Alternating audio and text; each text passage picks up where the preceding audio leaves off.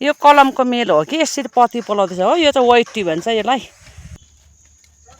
Hello साथीहरू, good morning सबैजनालाई। साथीहरू यस्तै छ लाइफ। गोल्डन लाइफ भन्नु, यो फ्युचर लाइफ भन्नु कि के लाइफ भन्नु। यस्तो छ है काम धन्दा। यतिकोमा त घारी छ हो। यतिको छ जङ्गलपात।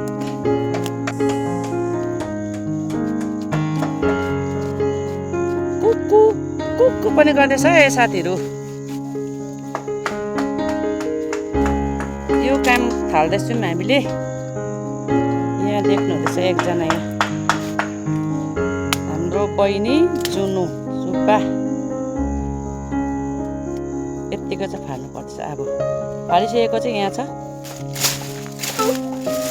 यो पानी अमला भन्ने चिज चाहिँ नि साथीहरू, कहाँबाट पलाएको दिनभरि यस्तो काम गर्छ थकित हुन्छ हो। बेलुका भए चाहिँ स्यान्ते लाएर नि गजबले बिहान भएको चाल पाइँदैन। स्यान्ते चाहिँ हामी कस्तो लाउँछौँ भने हेर्नुहोस् है। स्यान्ते यो नि अब काम गर्दा 1 बोतल, त्यहाँदेखि 12 बजी खाना खानुभन्दा अगाडि 1 बोतल, त्यहाँदेखि राति 1 बोतल। थर्ड क्लासको 3 बोतल दिनमा खाँदा त है मान्छे त झ्यारहरू नाफालिकन आफै फाँडे जस्तो देख्छ नि। दिलै गरेको क्या साथी। ब्ल्याक टी हो, ब्ल्याक टी। ल त साथीहरू फेरि अहिले अर्को काम गरेको देख्छु तपाईँहरूलाई। हाई जुनु, हत्तु भयो है। त्यहाँ आइपुग्यौ है तिमी। यो कलमको मेल हो कि यसरी पत्ती पलाउँदैछ हो। यो चाहिँ वाइट टी भन्छ यसलाई। वाइट टी भने कतिले अब बुझ्दैन होला। यो चाहिँ न्यू प्लान्ट। यो चाहिँ 3 वर्ष मात्रै भएको घाँस हो। यतिको चियापत्ती दिएको छ।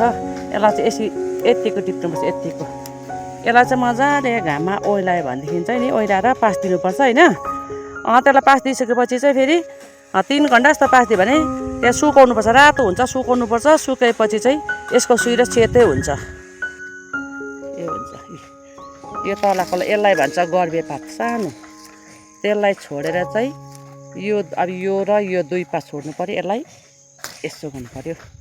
त्यहाँदेखि यो साइडबाट फेरि न्यु सुट गर्छ साथीहरू। यस्तो चाहिँ हाम्रो जग्गामा चाहिँ